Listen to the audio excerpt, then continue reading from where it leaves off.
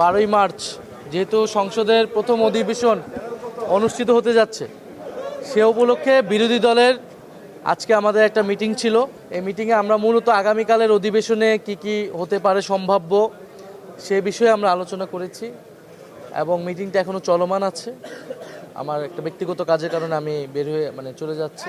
তো মিটিং শেষে আনুষ্ঠানিকভাবে বিরোধী দলীয় নেতা, বিরোধী দলীয় উপনেতা তারা ব্রিফিং করবেন।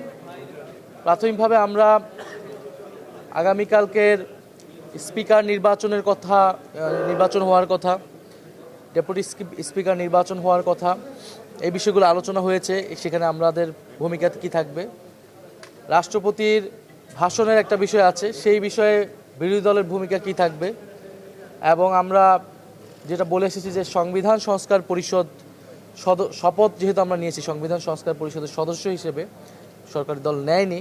রেইনবো অলরাউন্ডার এক্সটেরিয়র পেইন্ট বাড়ির বাহিরের দেয়ালের সুরক্ষা নিয়ে থাকুন নিশ্চিন্ত, সাথে পাচ্ছেন 10 বছরের ওয়ারেন্টি।